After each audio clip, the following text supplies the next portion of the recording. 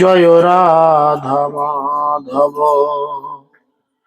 কুঞ্জ বিহারী গোপীজন বল্লভ গিরিবর ধারী।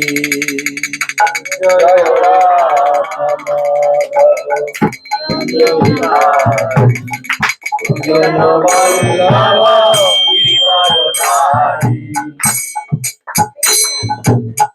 জয় রাধা মাধব কুঞ্জ বিহারী গোপীজন বল্লভ গিরিবর ধারী। জয় রাধা মাধব কুঞ্জ বিহারী গোপীজন বল্লভ গিরিবর ধারী। যশোদানন্দন ব্রজ জনরঞ্জন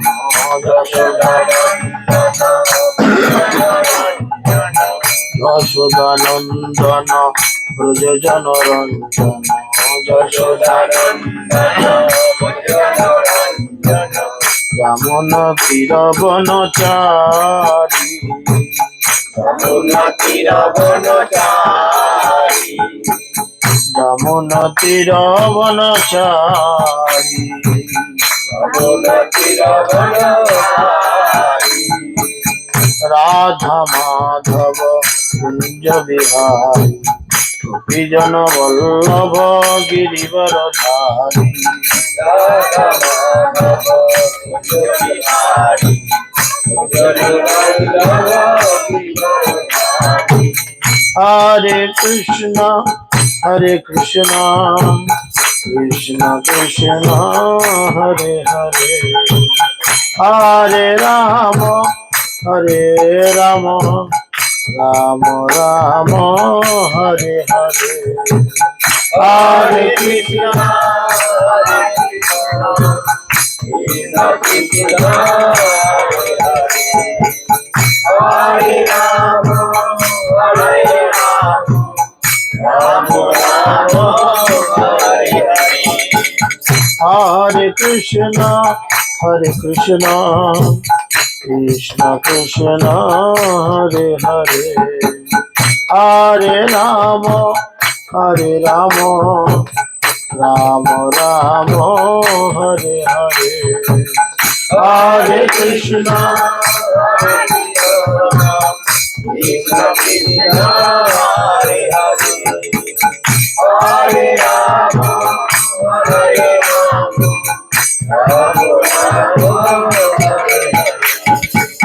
রাধা মাধব জয় রাধা মাধব রাধা মাধব জয় রাধা মাধব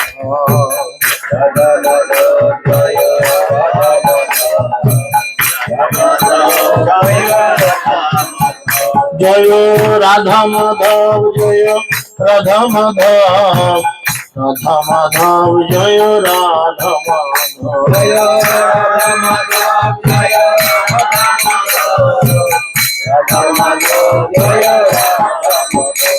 জয় গৌর নিতাই জয় গৌর নিতাই যত জয় গৌর নিতাই জয় গৌর নিতাই জয় গৌর নিতাই জয় গৌর নিতাই। জয় প্রভুপদ জয় প্রভুপদ জগদ্গুরু শিলা প্রভুপদ জয় প্রভুপদ জয় প্রভুপদ জগদ্গুরু শিলা প্রভুপদ। গুরুদেব জয় গুরুদেব পতিত পাবন গুরুদেব জয় গুরুদেব পতিত পাবন গুরুদেব। নিতাই গৌর হরি বল হরি বল হরি বল হরি বল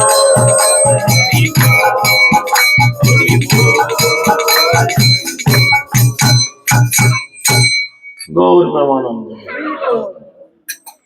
ओम अज्ञानं तिमिरन्धस्य ज्ञानाञ्जनशलाकया चक्षुरुन्मीलितं येन तस्मै श्रीगुरवे नमः। नमः विष्णुपादाय कृष्णपृष्ठाय भूतले श्रीमते जयपताकाशामिति नामिने नमाचार्यपादाय निताय कृपदायिने गौरकथा दामोदय नगररामकालिने नमः विष्णुपादाय कृष्णपृष्ठाय भूतले श्रीमते भक्तिवेदान्त स्वामिमती नामिने नमस्ते सरस्वती देवे गौरवाणी प्रचारिणे निर्विशेष शून्यवादे पश्चात्तदेशोत्तारिणे जय श्री कृष्ण चैतन्य प्रभु नित्यानंद श्री अद्वैत गदाधर शिवासदि गौर भक्तवृंद हरे कृष्ण कृष्ण कृष्ण हरे हरे हरे राम राम राम हरे हरे সকলে হাত জোর করে বলুন ওম নমো ভগবতে বাসুদেবায় ओम नमो भगवते वासुदेवाय ওম নমো ভগবতে বাসুদেবায় ओम नमो भगवते वासुदेवाय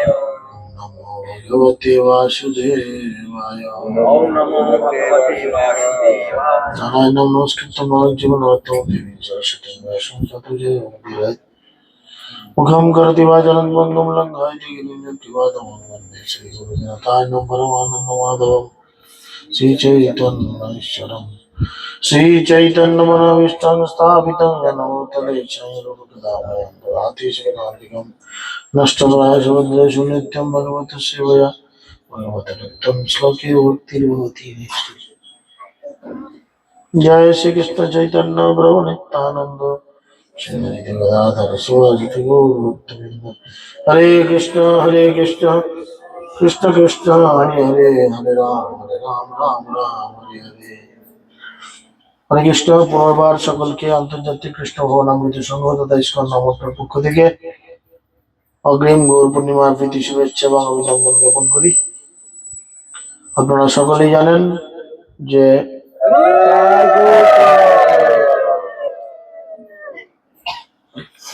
এখন আর কয়েকদিনের মধ্যে কলিযুগের পাবন অবতার সমস্ত অবতারের সার আপনারা সকলেই জানেন চৈতন্য মহাপ্রভু আবির্ভূত হয়েছিলেন, অর্থাৎ যেটাকে আমরা গৌর পূর্ণিমা হিসেবে পালন করি বা অনেক ক্ষেত্রে ভক্তরা যাকে দোল পূর্ণিমা বলে আখ্যায়িত করে থাকে। তাই চৈতন্য মহাপ্রভু যে স্বয়ং ভগবান তার শাস্ত্রে অনেক রকম প্রমাণ রয়েছে। প্রথমত খুব সুন্দর করে প্রমাণ করা রয়েছে, শাস্ত্রে বলা হয়েছে ব্রজেন্দ্র নন্দন যেই শচী সুত হইল সেই বলরাম হইল নিতাই। তো ব্রজেন্দ্র নন্দন মানে ব্রজ মানে হচ্ছে বৃন্দাবন, নন্দন মানে হচ্ছে ছেলে। বৃন্দাবনের সেই ছোঁড়াটা, বৃন্দাবনে কটা ছোঁড়া আছে? বৃন্দাবনে কটা বেটা ছেলে আছে? বৃন্দাবন কে কে গেছেন একটু হাত তুলান। কটা বেটা ছেলে আছে বৃন্দাবনে? কটা আছে? বাকিগুলো? হ্যাঁ, একটা বেটা ছেলে আছে বৃন্দাবনে? বলো, কথা উত্তর দাও, বলবো না? কটা বেটা ছেলে আছে বলো, জাগার কথা বলো না। দেখি কার একটু সাহস আছে কথা বলো। পাখাটা বন্ধ করে দেন, পাখাটা কে চালান না, আমার দিক থেকে ঘুরিয়ে দেন, মন লাগবে না।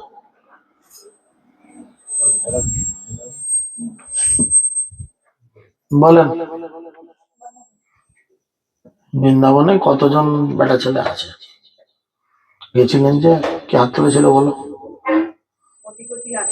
হম, কি করে বুঝলেন? বেটা ছেলে কি দেখে বুঝবেন?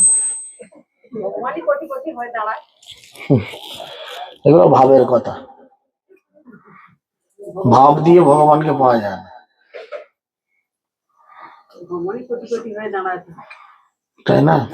ভাব দিয়ে ভগবানকে পাওয়া যায় না, ভাব দিয়ে ভোট আদায় করা যায়। কয়েক মাস পরে আসবে দেখবেন, নেতা চোতারা এলাকায় জুটে যাবে, বলবে আমি যে তোমাদের ঘরের সামনে রাস্তা করে দিলাম, হ্যাঁ, ভান্ডারে 500 বাড়িয়ে দিলাম, ওই ভান্ডারে 600 বাড়িয়ে দিলাম, তোমাদের ঘরে বেকার ছেলেগুলো কোথায় চুল্লু কিনে খাচ্ছিল, ওই কি বলে জায়গাটা না, ও, তোমাদের এই বকিনি দিকে এই যে তোমাদের বড় না গো, ঘোষপুকুরের পাড়, ঘোষপুকুরের পাড়ে চুল্লু কিনে খাচ্ছিল, 1,500 টাকা বাড়ি দিল, এবার আরামবাগে ফরেন লিকারে খাচ্ছে। হবে কিনা বলেন? 1,500 টাকায় কি হবে? সংসার চলবে? 1,500 টাকা সংসার চলবে না তো। কিন্তু 1,500 টাকা গোটা কথা মদের বোতল হবে। আগে বাংলা হচ্ছিল না, ইংলিশ হবে। যাই হোক, যদিও এটা রাজনীতিক আলোচনার জায়গা নয়। তো বৃন্দাবনে অ্যাকচুয়াল পুরুষ কেউ নেই। বৃন্দাবনে আমরা যা দেখি সবাই কিন্তু পুরুষের অবয়ব হলো, সবাই কিন্তু গোপী বা সখী। বৃন্দাবনে কেবলমাত্র একটাই পুরুষ আছে, সেটা হচ্ছে স্বয়ং ভগবান শ্রীকৃষ্ণ। বুঝতে পেরেছ? তাই এখানে বলছে ব্রজেন্দ্র নন্দন যেই, অর্থাৎ ব্রজ মানে হচ্ছে বৃন্দাবনের সেই নন্দন মানে ছেলেটি, যে বৃন্দাবনের সেই ছেলেটি শচী সুত হইল সেই। শচী মায়ের সুত মানে হচ্ছে পুত্র। 1 নম্বরে ভলিউমটা কৃষ্ণ একটু কমো, এক একটা সত্য দিকে একটা একটু কমো। শচী সুত হইল সেই মানে হচ্ছে বৃন্দাবনের সেই ছেলেটা এবারে শচী মায়ের পুত্র হয়ে জন্মেছে। আর বলরাম হলো নিতাই, আপনারা সবাই জানেন। আর এরা দুজন এই জগতে আবির্ভূত হয়ে কি করলেন? কি কাজ? পাপি তাপি যত ছিল হরি নামে উদ্ধারিল, তার সাক্ষী জগাই আর মাথায়। বুঝতে পেরেছেন? তো আমাদের আজকে আলোচনার বিষয় মহাপ্রভু কিভাবে এই জগাই মাথাকে করুণা করলেন। আপনারা সকলে জানেন, যখন যেহেতু গৌর পূর্ণিমা আসছে, তাই মহাপ্রভুর কিছু লীলা আলোচনা করলে আমাদের গৌর পূর্ণিমা আয়োজনে বা গৌর পূর্ণিমার সেলিব্রেশনে আমাদের খুব বেশি মনের মধ্যে আনন্দ আসবে। ভগবানের কাহিনী যত সুন্দর তত ভালো লাগে। তো আপনারা সকলেই জানেন, এই জগাই মাধাই এত পাপ করত। পাপ করতো মানে কিভাবে করত? বই খুলে দেখতো। আমাদের গ্রন্থের ধর্মগ্রন্থের নাম কি জানেন? আমাদের হিন্দুদের ধর্মগ্রন্থের নাম কে কে জানেন? একটু হাত তুলেন। মাত্র 3 জন 4 জন, বাকিদের কনফিউশন। চিন্তা করেন, তাই না? পাশাপাশি মুসলিম পাড়া কোন ধারটা আছে? এদিকটা না এদিকে? অনেকটা দূরে না? এই মোর মাথাতে আছে না? তো ঠিক আছে, সামনে দূরে দেখতে হবে না, পা বাড়ালি মুসলিম, কান পাদলি শুনতে পাবে, হাই হুই করতে হবে না। একটু মুসলিম পাড়াতে গিয়ে জিজ্ঞেস করেন, যাকে খুশি জিজ্ঞেস করেন, হ্যাঁ গো, তোমাদের ধর্মগ্রন্থের নাম কি? কি মনে হয় ওরা আপনাদের মতন এরকম এত লোকের মধ্যে 2-3 জন হাত তুলে বলবে কোরআন? সবাই জানে। আর আমাদের হচ্ছে এই অবস্থা। ইয়েকে গুজগুজ করে জিজ্ঞেস করছে, আমাদেরটা কি বললাম? ভাগবত। আমরা নিজেদের হিন্দু বলি, তাই না? আমাদের লজ্জা করা দরকার। চিন্তা করো, আমাদের নিজেদের প্রতি নিজেদের ধিৎকার আসা উচিত যে আমরা নিজেদের ধর্মগ্রন্থ জানি না। বুঝতে পেরেছেন? এই ধর্মগ্রন্থ মানে কি? ধর্মগ্রন্থ হচ্ছে গাইড। যেমন ধরুন, এটা যদি একটা কোনো ইলেকট্রনিক্স এর গুডস হয়, জিনিস হয়, ধরুন এটা একটা মোবাইল। এই মোবাইলটা আমি নতুন দোকান থেকে যখন কিনবো, একটা বাক্সের মধ্যে প্যাক করা থাকে, হ্যাঁ কি না? আবার সেই মোবাইলটার তলাতে বা উপরে যেখানেও দেখবেন একটা কাগজ বা ছোট পাতলা চটি বই দেওয়া থাকে। আপনি মোবাইল কেনেন, টিভি কেনেন বা যা কিছু কেনেন, একটা বই দেওয়া থাকে না? হ্যাঁ কি না? থাকে। সেই বইটা কেন দেওয়া থাকে? কিভাবে চালাতে হবে সেই বইটা খুলে খুলে আপনি যদি পড়েন, কোন সুইচটা টিপলে টিভির কোন চ্যানেলটা পাল্টাবে, কোন সুইচটা টিপলে টিভির ভলিউম বাড়বে, কোনটায় গেলে মেনুতে গিয়ে অটো ইনস্টল করা যাবে, কোনটায় গিয়ে এদিক ওদিক করা যাবে, সবকিছু, হ্যাঁ কি না? তাহলে সেই বইটা হচ্ছে ম্যানুয়াল বুক বা গাইড বুক। সেই বইটা অনুযায়ী যদি আমি টিভিটা, মোবাইলটা বা ইলেকট্রনিক্স প্রোডাক্টটা চালনা করি, তাহলে কি হবে? জিনিসটা চলবে না খারাপ হয়ে যাবে? ঠিক মতো চলবে, হ্যাঁ কি না? ঠিক সেরকম আমাদের এই পৃথিবী তৈরি করে ভগবান এখানেও একটা ম্যানুয়াল বুক বা গাইড বুক দিয়েছেন। যার নাম হচ্ছে শ্রীমদ্ ভগবদ গীতা যথাযথ। তাতে লেখা রয়েছে আপনি কিভাবে জীবনযাপন করবেন, বুঝেছেন? গীতা অবশ্যই আমাদের সকলের পড়া উচিত। আপনাদের এই এলাকা থেকে অনেক মাতাজিরা প্রভুরা যান, সপ্তাহে 3 দিন করে আমরা আমাদের নামট্টর তরফ থেকে একটা গীতার ক্লাসের আয়োজন করেছি, সেখানে যায় অনেকে, শিখছে, জানছে, সে মতো জীবনযাপন করার চেষ্টা করছে। একদিনই তো মানুষ সভ্য হয়ে যায় না, ধীরে ধীরে ধীরে ধীরে হয়। তো এই গীতায় লেখা থাকে কোনটা ধর্ম কোনটা অধর্ম। তার মানে কি, ধর্মগ্রন্থে যেটা লেখা আছে তুমি এটা করো, তার মানে এর উল্টোটা অধর্ম, পাপ। জগাই মাদাই বগলে করে গীতা নিয়ে ঘুরতো, গীতার জ্ঞানটাকে নিজের জীবনে অ্যাপ্লাই করার জন্য না। গীতা খুলে পাতা উল্টে দেখতো কোনটা ভগবান বলেছে পাপ নয়, তাহলে তার উল্টোটা করবো, সেটাই। চিন্তা করেন, খুন, রাহাজানি, ধর্ষণ, ডাকাতি ইত্যাদি যাবতীয় নোংরা কাজের মধ্যে দিয়ে তারা দিনাতিপাত করতেন। শুধু তাই নয়, তারা যখন যে রাস্তা দিয়ে যেত, আশেপাশের লোকজন দরজা বন্ধ করে দিত ভয়।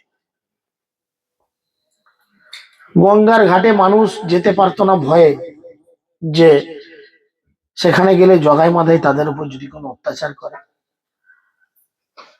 যখন শ্রীমন নিত্যানন্দ প্রভু এসে মহাপ্রভুর সঙ্গে মিলিত হলেন, মহাপ্রভু তখন নিত্যানন্দ প্রভুকে আদেশ করলেন।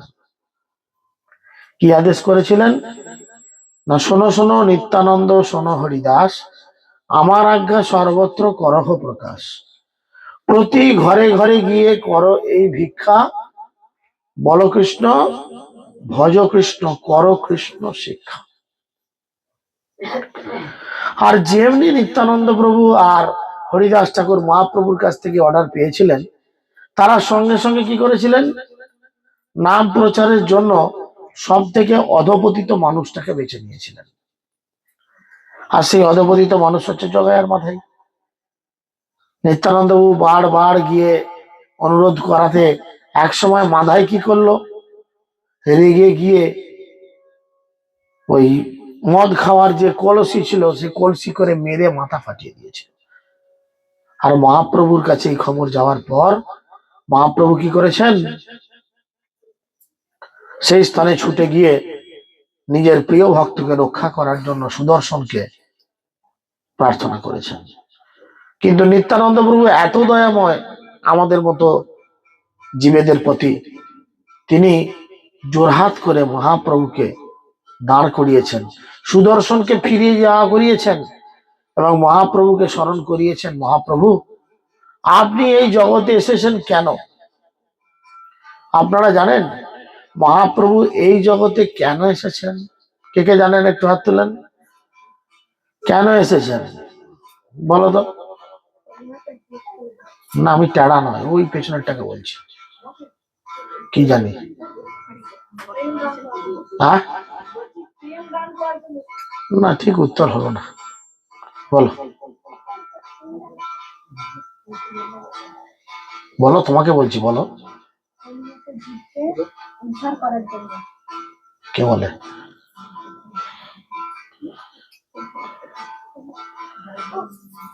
হয় না?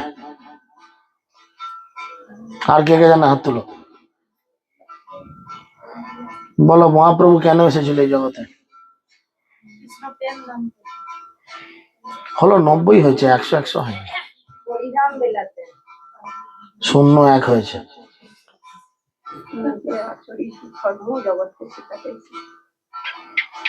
ওই যে ভাব দিয়ে ধর্ম চালানো।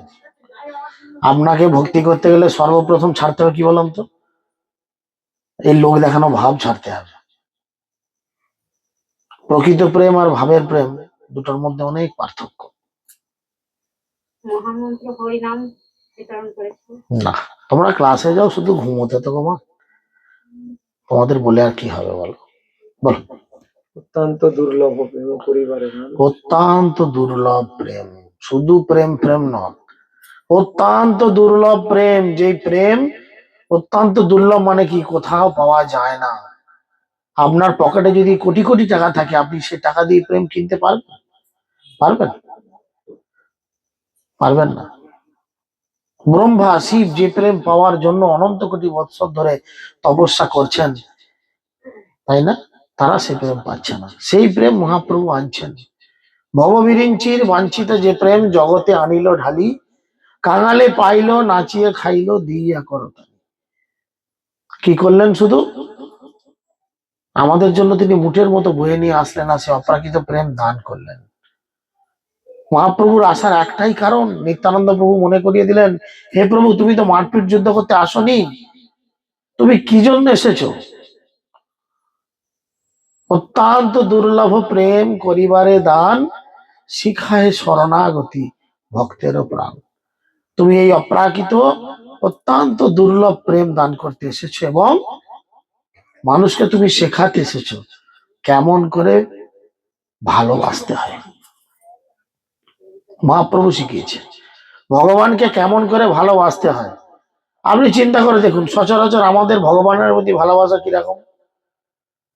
আপনারা এখানে সেখানে বসে এই করছেন, ওহ, মেরে দিলে গো, খেয়ে দিলে গো, হচ্ছে না? মশা আপনাদের কাছে ভগবানকে কামড়াচ্ছে না? কামড়াচ্ছে? এই যে বললাম, ভাবের বীজতলায় লাভ নাই। কেউ ওখান থেকে উঠে এসে মনে করেছে যে তাহলে একটু ময়ূর পাখা বা চামচটা দিয়ে হালকা হালকা করে হাওয়া করি, যাতে ভগবানের কাছে মশাটা না বসে। এই চিন্তা কারুর আসেন। আমি বলবো এক্ষুনি দুজন তিনজন উঠে চলে আসবে। ও ন্যাকামো করে লাভ নাই বাবা, পরিষ্কার কথা। আমি বলবো তবে উঠে আসবে। তোমার তার মানে কি মনের মধ্যে প্রেম জাগেনি? কি জেগেছে? কখন গরম খিচুড়িটা তৈরি হয়, ব্যাস এক থালা সাঁটিয়ে ঘর চলে যাবো। আমি কাঁচা কথা একটু এইভাবেই বলি, আমি যার জন্য লোকের কাছে অপ্রিয়। কিন্তু ভেবে দেখবেন, এটাই চরম বাস্তব। যদি প্রকৃত প্রেম জাগে মনে, সে কি করবে? সন্তানের প্রতি মায়ের, একটা ছোট ছেলে মায়ের বাচ্চা হলে সে কি করে? আপনার যদি একটা বাচ্চা এই মুহূর্তে থাকতো, পাশে শুয়ে থাকতো, মশায় আপনাকে কামড়াচ্ছে দেখলে, বাচ্চাকে না কামড়ালো আপনি কি করতেন? ঝাপটাতেন বা মশারি চাপা দিতেন? দিতেন না? না ভুল বলছি কিছু?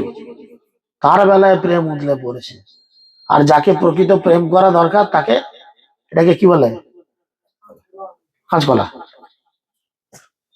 চিন্তা করেন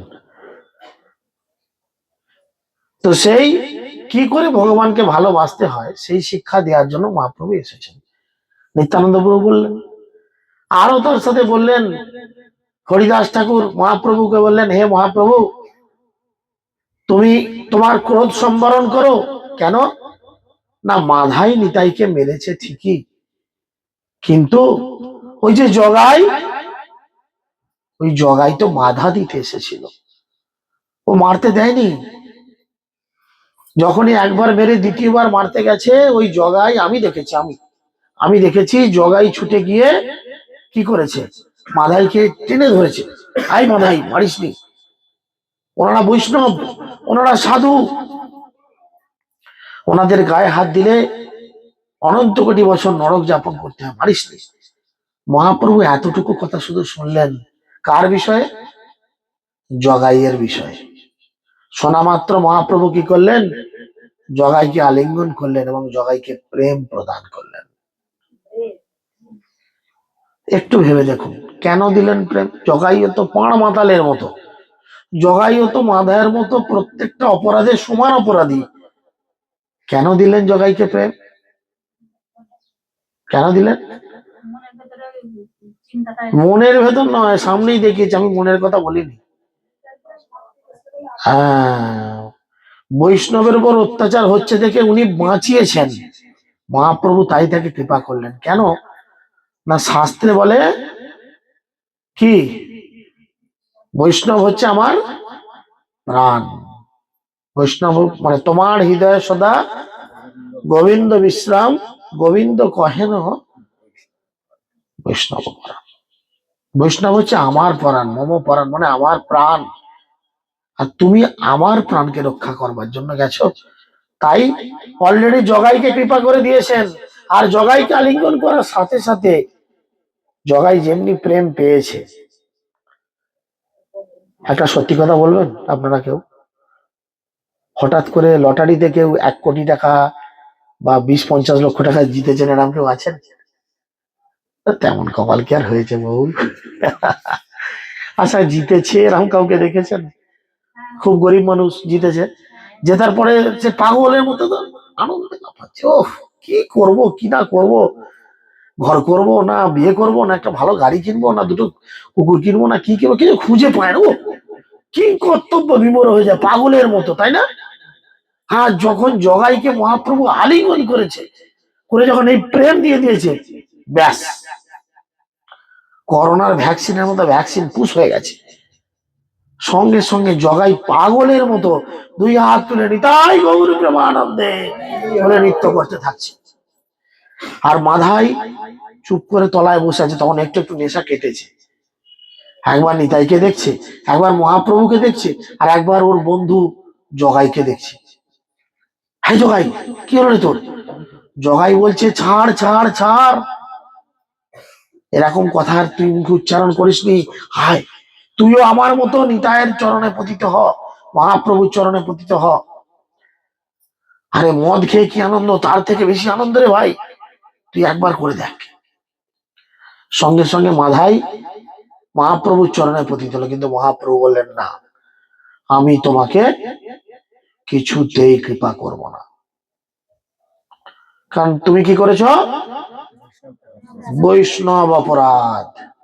মহাপ্রভু বলেছে, যদি বৈষ্ণব অপরাধ উঠে হাতি মাথা উপড়িয়ে বাছিন যে দায়, সুখী যায় তার পাতা, তাতে মালি যত্ন করি করে আবরণ, তবু লতার না হয় উদ্গমন।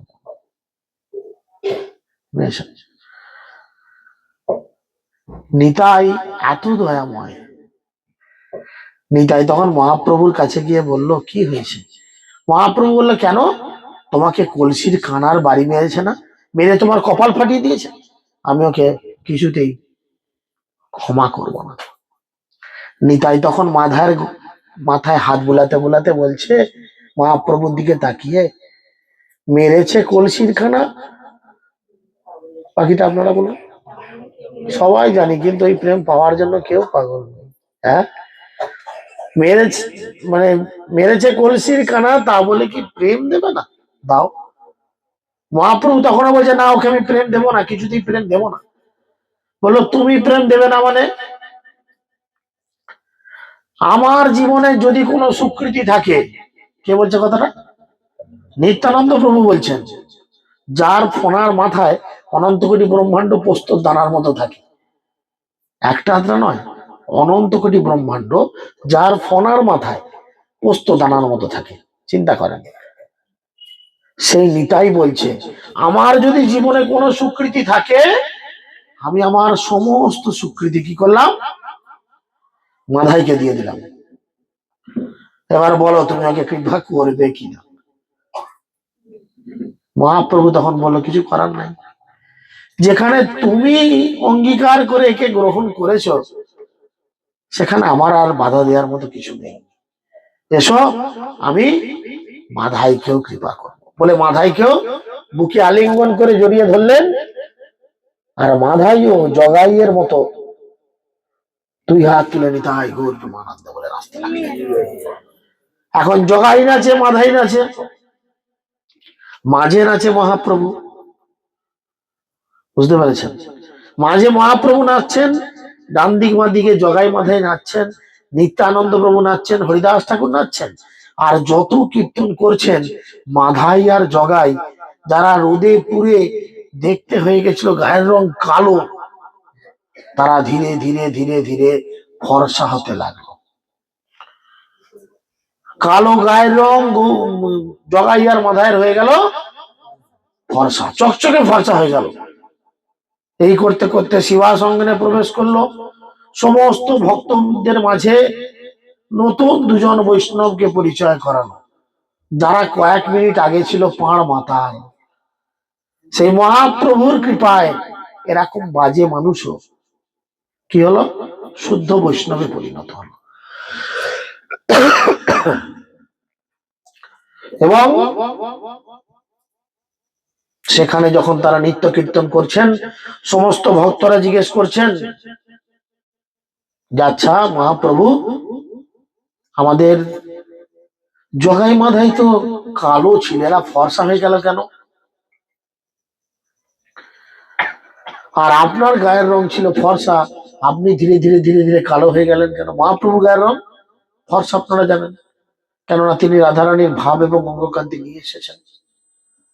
তা আপনি কালো হয়ে গেলেন কেন? তখন মহাপ্রভু নিজের গা ঝাড়া দিলেন, আর কালো রঙগুলো সব উড়িয়ে চলে গেল। কোথায় গেল? যারা বৈষ্ণব নিন্দুক, যারা বৈষ্ণব সমালোচক, যারা এই ধরনের কিছু অপরাধ করে, তাদের কাছে পৌঁছে গেল। মহাপ্রভু বললেন, তাই আজ থেকে এই কালো রং বা এই কালো জিনিস তাদের কাছে পৌঁছে গেল। দিয়ে জগাই আর মাধাই দুজনে মহাপ্রভুর সঙ্গে নৃত্য করছেন, কীর্তন করছেন উদ্দণ্ড।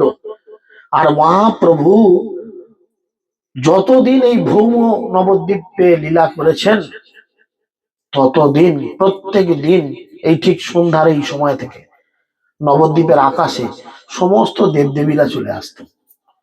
কিছুক্ষণ পরে আমাদের এই প্রভুরা সব কীর্তন করবেন, দেখবেন কীর্তনে এক জায়গায় বলা হচ্ছে, কে আরতি করছে? যারা সন্ধ্যা আরতি করেন তারা জানেন, ব্রহ্মা আরতি করছেন। আর সেই আরতিতে মহাপ্রভু বা পঞ্চতত্ত্বের দুই দিকে চামর ডুলাচ্ছে। কে? নরহরি আদি করি চামর ডুলায়, সঞ্জয় মুকুন্দ বাসু ঘোষ আদি গায়। তিনজনে গাইছে, এরা গাইছে, ও চামড় দুলাচ্ছে। আমরা কিন্তু কেউ চামড় দুলানোর চিন্তা করিনি, যে মশা খাচ্ছে কি গরম লাগছে, থাক আমাদেরও খাচ্ছে, যেমন ওকেও খাচ্ছে, থাক, তাই না? শেষের দিকে বলছে কি, শিব সুখ নারদ প্রেমে গদগদ। শিব, সুখদেব গোস্বামী, এরকম যারা মহাজন, তারাও কৃষ্ণ প্রেমে মাতোয়ারা।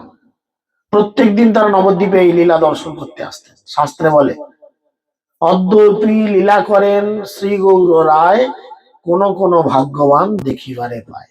মহাপ্রভু আজও নবদ্বীপে লীলা করেন। কোন কোন ভাগ্যবান ব্যক্তি হয়তো সেই লীলা শুনতে বা দেখতে পায়, সবাই পায় না, সবার জন্য না। কারণ আমাদের এই জড় কান দিয়ে বা এই অকেজো কান দিয়ে আর এই অন্ধ চোখ দিয়ে আমরা এই ধরনের লীলা রস আস্বাদন করতে পারি না। বুঝতে পেরেছেন? তাই স্বর্গের দেবদেবীরা প্রত্যেক দিন আসতেন এবং এসে তারা কি করতেন? মহাপ্রভুর এই লীলা দেখতেন, নিত্য কীর্তন, অপ্রাকৃত নিত্য কীর্তন দেখতেন, আর নিজেদের স্বীকৃতি অর্জন করে, নিজেদের ইন্দ্রিয়গুলোকে তৃপ্ত করে তারা স্বর্গে ফিরে যেতেন। আজকের দিনে সবাই এই লীলা দর্শন করলেন, জগাই আর মাধাই উদ্ধার হয়ে গেল। লীলা শেষ, খেলা শেষ, এবার ঘর যাও, যাত্রা শেষ, ঘর যাও, সবাই বাড়ি চলে যাচ্ছে। দেখে যমরাজের গাড়ি, আর যমরাজকে চিনেন? সবাই চিনেন? কে কে চিনেন একটু হাত তুলেন তো। যমরাজ এই দেখো গে, কেউ হাত তুলে নাই, হরি বল, দুজন তুলে মাত্র। যমকে চিনে নাই? হ্যাঁ, তার গাড়িতে যেতে হবে সব, তার নাম পর্যন্ত করবো না আমরা, কিন্তু তার ঘর যাবো। যম হচ্ছে মৃত্যুর দেবতা। আপনার মৃত্যুর পরে আপনার সারা জীবনের খারাপ ভালো কাজের হিসেব নিকেশ করে ভগবানের আইন অনুযায়ী আপনাকে শাস্তি প্রদান করবেন বা পুরস্কার দেবেন।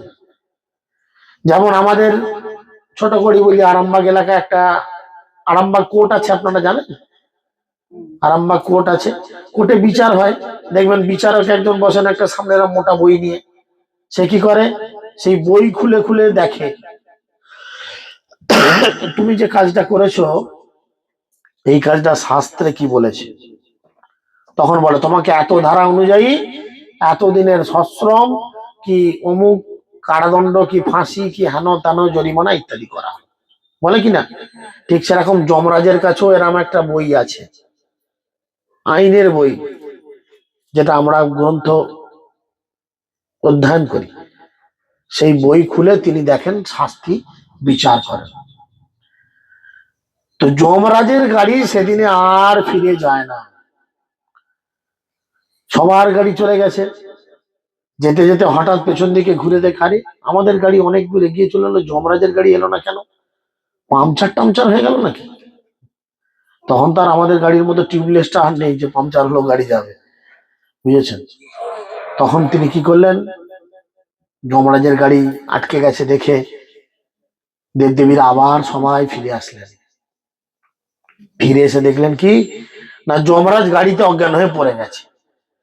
আর যমরাজের যে সমস্ত চিত্রগুপ্ত বিচিত্রগুপ্ত যে অ্যাসিস্ট্যান্টরা আছে, যমরাজের যে হেল্পার, তারা যমরাজকে তোলাচ্ছে, ও প্রভু উঠুন না, ও প্রভু উঠুন না, চোখে মুখে জল দিচ্ছে, কিছুতেই জ্ঞান আর ফেরে না।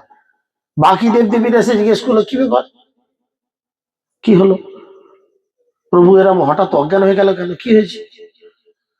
বললো কিছু না, ওই জগাই মাধায়ের মতো পাপী ব্যক্তিও হরিনামে উদ্ধার পেয়ে গেল, এইটা দেখে আমাদের প্রভু অজ্ঞান হয়ে পড়ে গেছে। তাহলে জগতের সবাই যদি হরিনাম করে, তাহলে তো আমার চাকরি গেল। হ্যাঁ, আমাদের গুরু মহারাজ শ্রীমৎ জয়পতাকা স্বামী গুরু মহারাজ আজ থেকে প্রায় প্রায় 1 বছর হবে, 1 বছর আগে এরকম একটা কাহিনী বলছিলেন যে যমরাজের বা যমদূতেদের চাকরি খেয়ে ফেলছে আমাদের ইস্কন ভক্তরা,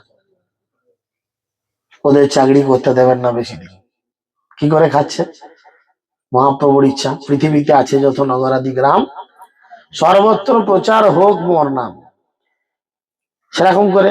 তাই যখন অজ্ঞান হয়ে জম পড়ে আছে, শুনলো মহাপ্রভুর এরম কৃপা করুণা দেখে স্বয়ং যমরাজ অজ্ঞান হয়ে গেছে, তখন তারা কি করলেন, সবাই এসে যমরাজের কাছে দাঁড়িয়ে যমরাজের কানের কাছে গিয়ে কি করলেন, আপনারা যমরাজকে তুলবেন? শাস্ত্রে বলছে হরিনাম করজীব, বাকি সব মিছে। মিছে মানে মিথ্যা, পালাবার পথ নাই, জম আছে পিছে। তাই জমকে যদি তাড়াতে চান বা জমকে যদি জায়গা থেকে তুলতে চান, দেবদেবীরা যেভাবে জমকে বিতাড়িত করেছিলেন, ও জমকে তুলেছিলেন, খানের কাছে কি বলেছিলেন, গৌরাঙ্গ। আপনারা উচ্চস্বরে বলুন, গৌরাঙ্গ, গৌরাঙ্গ, গৌরাঙ্গ, গৌরাঙ্গ, গৌরাঙ্গ। আর ধীরে ধীরে যমরাজের চোখ একটু একটু একটু একটু করে খুলছে, আমার প্রভুর নাম ধরে কি উচ্চারণ করছেন। আমি কি তাহলে গোলক বৃন্দাবন চলে আসলাম? উঠে দেখলো না, তার কলিগ যারা, মানে তার দেবদেবী বন্ধু বান্ধব যারা, তারা তার কানের কাছে গৌরাঙ্গ নাম উচ্চারণ করে তাকে মূর্ছিত অবস্থা থেকে ভঙ্গ করলেন। তাহলে চিন্তা করে দেখেন, এই হরিনামের অ্যাকচুয়াল কত ক্ষমতা, কত পাওয়ার। ভগবানের নামের মধ্যেই সব কিছু দিয়ে রেখেছেন। চৈতন্য মহাপ্রভু তাই বলছেন, কলিযুগের ধর্ম হয় নাম সংকীর্তন, চারি যুগে চারি ধর্ম জীবেরও কারণ।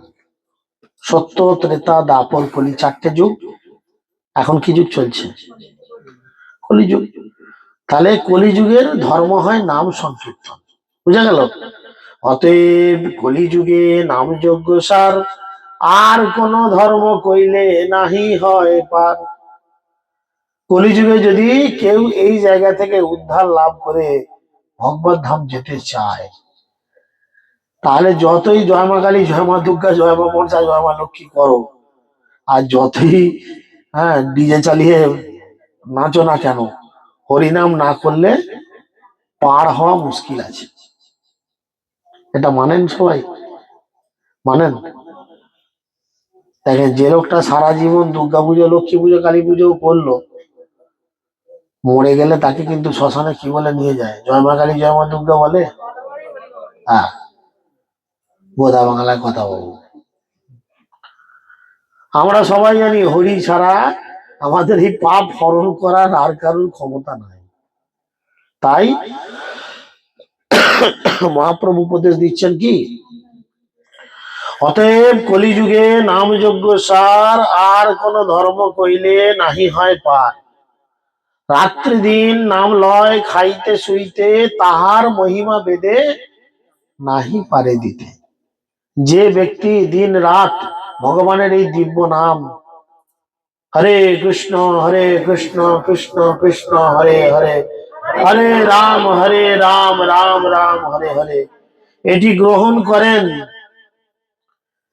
বলছে বেদেতেও তার মহিমা বলতে পারেন না। শুনো মিশ্র, কলিযুগে নাহি তপযোগ্য। মহাপ্রভু তপন মিশ্রকে বলছেন কলিযুগে কোনো তপস্যা নাই, কলিযুগে কোনো যজ্ঞ নাই। যে যতই করুক এগুলোর মধ্যে গলতি আছেই আছে। এখন আপনারা বলতেই পারেন এই লোকটা চেয়ারে বসেছে আর মুখে একটা মাইক পেয়েছে বলে যা পারছে তাই ছুড়ছে, যোগ্য নেই বললো হলো? এই তো আমাদের পাড়াতে সেদিন 10টা বাউন্ড এসে কত কাঠ পুড়িয়ে যোগ্য করে গেল, বলতে পারেন। কিন্তু আমি আবার বলবো, মহাপ্রভু বলছেন কলিযুগে কোনো যোগ্য সঠিক নেই। কেন সঠিক নেই?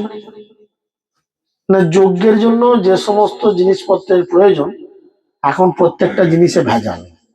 একটা কথাই বলবো, দেখেন যজ্ঞের জন্য ঘিয়ের প্রয়োজন, বলেন আপনি কোন ঘি দিয়ে যজ্ঞ করিয়েছেন? ঘরে আপনার হাতে বানানো ঘিটা দিয়ে? এবার বলেন দোকানের কেনা গিয়ে ভেজাল আছে, হ্যাঁ কি না? তাহলে কলিযুগে যজ্ঞ করে কি লাভ হবে ভেজাল ভেজাল ঘি দিয়ে?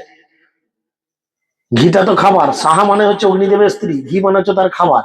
তা খাবারই যদি ভেজাল গেল, সে আপনাকে কি করে কৃপা করবে? কৃপাও তো ভেজাল হবে। আর কি কলিযুগে কোনো তপস্যা নেই? কলিযুগে কোনো তপস্যা নেই। কলিযুগে আমরা যাই তপস্যাই করি না কেন, সব নিজেদের পৃথিবীধান বা ইন্দ্রিয় তৃপ্তির জন্য। নিষ্কাম তপস্যা বলতে কলিযুগে কিচ্ছু নেই। তাই তিনি বলছেন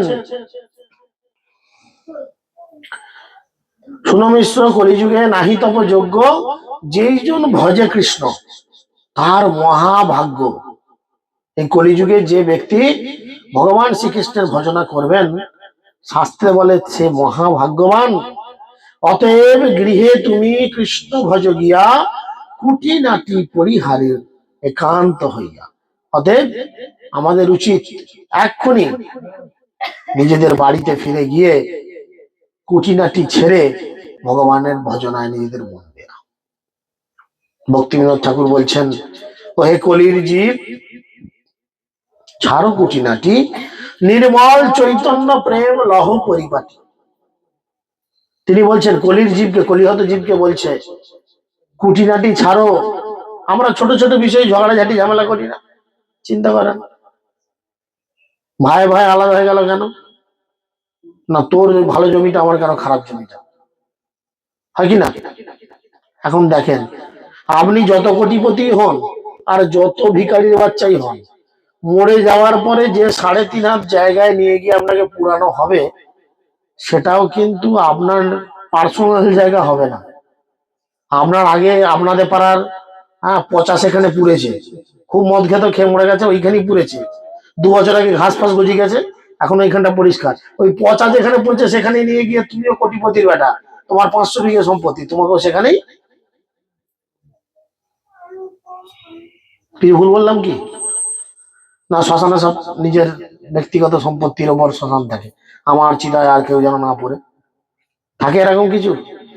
আমাদের পাড়ায় ঘাটের ট্রেগুলো দেখেন, কে না পুড়ছে তাতে। আমাদেরও একদিন উঠতে হবে, চিন্তা করে দেখেন দেখি। তো সেই জন্য তিনি বলছেন সাধ্য সাধন তত্ত্ব যা কিছু সকল, হরিনাম সংকীর্তনে মিলিবে সকল। আমাদের জীবনের যা কিছু চাওয়া পাওয়া, তা যদি আমরা হরিনাম করি সবকিছু আমরা অবশ্যই পাবো। কিভাবে হরিনাম করতে হবে? 10এ 5 মিলিয়ে দ্বারেতে বসিয়া। এই যে আপনারা আজকে এসেছেন, মহাপ্রভু বলছেন 10এ 5 মিলিয়ে দাঁড়েতে বসিয়া কীর্তন করহ সবে হাতে তালি দিয়া। কিভাবে কীর্তন করতে হবে? একসাথে হাতে তালি দিয়ে, এলো পাতালি তালি নয়। হরে কৃষ্ণ কৃষ্ণ কৃষ্ণ হরে রাম রাম রাম। তিনি বলছেন বারবার 10এ 5 মিলি নিজ দ্বারেতে বসিয়া কীর্তন করহ সবে হাতে তালি দিয়া। সন্ধে হইল আপনার দ্বারে সব মিলি, কীর্তন করেন সবে দিয়া করতালি। এই মতো নগরে নগরে সংকীর্তন করাইতে লাগিলেন, শ্রী শচী নন্দন। তিনি বললেন যে এই নাম এইভাবে গ্রহণ করতে হবে, এছাড়া আর কোনো গতি নাই। প্রভু বলে, কহিলাম এই মহামন্ত্র, ইহা জপ গিয়া সবে করিয়া নির্বন্ধ, ইহা হইতে সর্বসিদ্ধি হইবে সবার, সর্বক্ষণ বল ইথে বিধি নাহি আর। মহাপ্রভু বললেন, এই যে তোমাকে জিনিসটা দিলাম, কি দিলাম? হরে কৃষ্ণ কৃষ্ণ কৃষ্ণ হরে হরে, হরে রাম রাম রাম হরে হরে। এই যে 16 নাম 32 অক্ষর, এই যে জিনিস তোমায় দিলাম, এইটা কি করবে? এটা খুব সুন্দর করে মন দিয়ে এটাকে জপ করবে।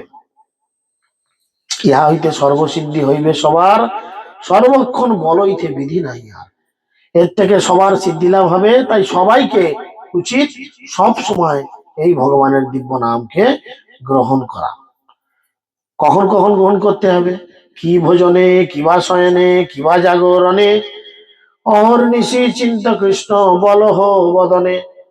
শুতে শুতে, জাগতে জাগতে, খেতে খেতে, ঘুমাতে ঘুমাতে, সব সময় মুখে হরিনাম করতে হবে। তাহলে কি হবে? কৃষ্ণ আপনাকে কৃপা করবেন। কারণ আমরা জানি না কখন আমাদের কার টিকিট কাটা হয়ে যাবে। আজকে রাত্রিরে গরম খিচুড়ি বাঁধাকপি তরকারি খেয়ে তো শুলেন, ভাবলেন বাসি এক থালা রেখেছি, কাল সকালে খাবো। খিচুড়ি বাসি খেতে একটু ভালো লাগে, কাল সকালে বাসি খাবো। রাতে খিচুড়ি খেয়ে শুয়েছেন, ব্যাস ঘুম ভাঙছে যখন দেখবেন কেউ বাসে করে ঠেকছে, ওঠে। আমি কোথা গো? না তুই জমের দুয়ারের গেটে দাঁড়িয়েছিস, চ স্যার ডাকছে ভেতর তো। তাড়াতাড়ি তোকে 500 টাকা পকেটে ছিল, নিয়ে তোকে লাইন করে দিয়েছি, চ জমা জায়গা চ। এই তারকেশ্বর মন্দিরে যেমন হয় না, শ্রাবণ মাসে প্রচুর ভিড়, একটা স্পেশাল লাইন হয়, 100-200 টাকা দিলি বাবার মাথায় জল ঢালা কেস হয়ে যায়। তোর পকেটে 500 টাকা ছিল, তুই অজ্ঞান হয়ে পড়েছিলি এই জমার দ্বারের সামনে, প্রচুর লাইন তো। ওই 500 টাকাটা আমি নিয়েছি, নিয়ে তোকে স্পেশাল লাইনে যমরাজের কাছে নিয়ে যাবো। সে কি আমার এক থালা খিচুড়ি? তাই কার যে কখন টিকিট কাটা হয়ে যাবে কেউ জানে না। তাই মহাপ্রভু বলছেন, অহর্নিশি চিন্ত কৃষ্ণ বলহ বদনে। সবসময় কৃষ্ণ চিন্তা করুন আর মুখে হরিনাম করুন। হরে কৃষ্ণ কৃষ্ণ কৃষ্ণ হরে হরে, হরে রাম